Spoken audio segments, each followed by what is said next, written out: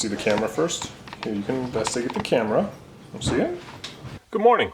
A couple months ago, my family adopted a guinea pig that needed a home, and you know, it's for the kids. And one of the things we like to do with this little guinea pig is watch her run around because it's hilarious. So we close off some rooms, and sometimes we'll put her right on our kitchen counter. We have like a breakfast nook area where we eat, and we'll put her right up on that kitchen counter and watch her run around, get in trouble and stuff. And it's kind of funny.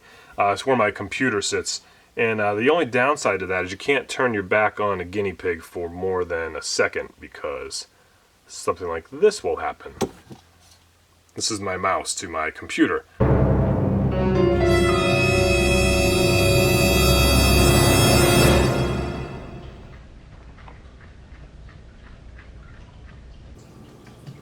No. Don't really chew on it. We're just doing a reenactment. And of course this doesn't work anymore. So today I'm going to try and fix it. You can see she got it right near the end, so I can't very easily cut this and splice it. There's not a lot of room to work. But I do have, and I'm sure most of you as well, have boxes and boxes of old USB cables because they come with things that you buy that you no longer use. So what I'm going to try to do is cut the end off this one, splice all the wires into this new end. I've got plenty of room to work with by sacrificing this cable that I haven't used in years anyways. And hopefully see if I can repair this mouse that the guinea pig killed. I have my soldering iron heating up, and really all I have is a pair of cutters and get the soldering iron in the frame. And they sell this like kind of shrink tube that you're supposed to use when you seam wires together, but they didn't have anything small enough at my local hardware store for these little tiny wires. And I didn't feel like ordering anything or looking for a Radio Shack because they don't really exist in my state anymore.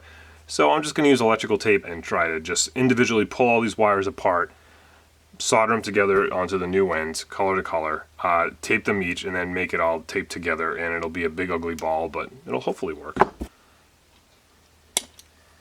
Don't need that. Tools, let me actually give myself a big piece of that. I can strip this outer housing easily, but these little tiny wires on the inside you can see are very small. So really there's only 4 wires and this grounding wire here you can see. So that ain't bad. Wrap this up, make it like a nice solid wire. I thought there was going to be a lot more than this. And now I don't have any gauge strippers for this little teeny tiny wire, so what I have to do is use the cutters and just squeeze lightly and give it a little pull. And you can see I got one there. Now hopefully when we cut the end off the other wire, we'll get the same colors.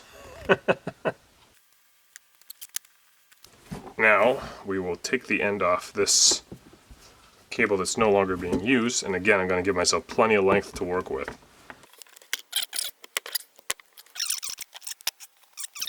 And look at that, we have 4 of the same color wires. I have some solder here, and I have this piece of aluminum I'm going to work on just so I don't melt my cork workbench.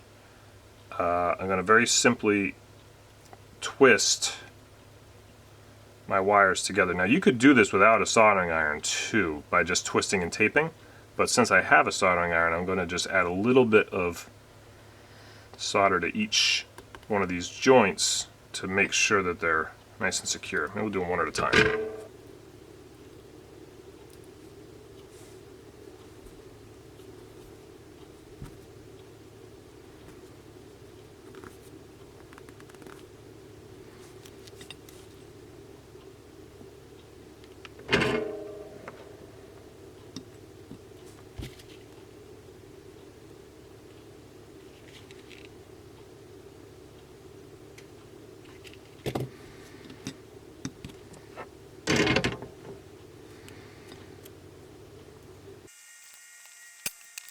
There we go. Now you can see I have all the wires connected to their respective color, but if I try to leave it like this, they're going to ground each other out. They're going to touch.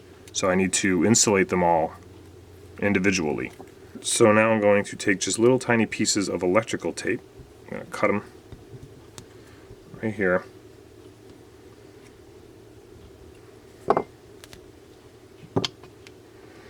I'm going to individually wrap the exposed parts of the wire for each joint.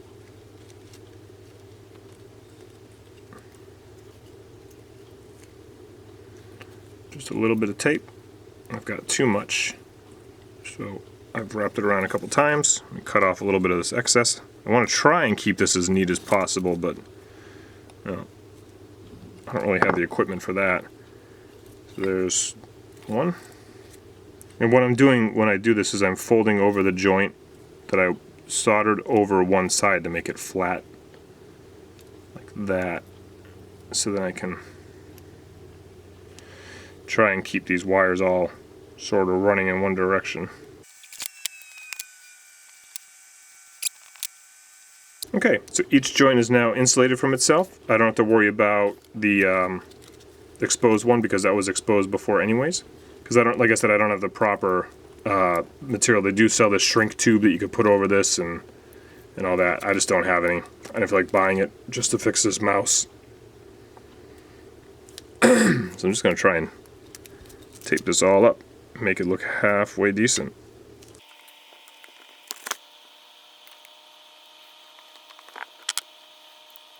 There you have it. No one would ever know that it's been repaired. It is completely unnoticeable. Let's see if it works. Here's our repaired mouse.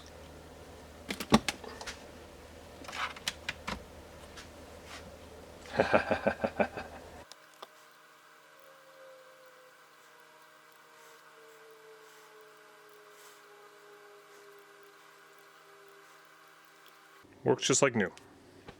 Can you see where I repaired it? Yeah, neither can I. It's seamless. The important thing is it works. I took something that was broken and I took another thing that was useless and I put them together into one useful thing. That's the point of this channel and that is the moral of this story.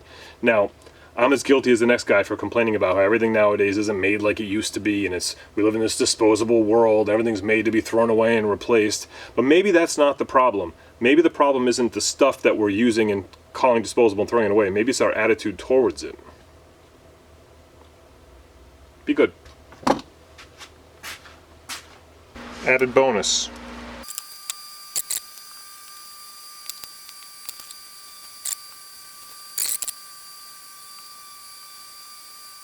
This is like 4 or 5 electric guitars worth of wiring.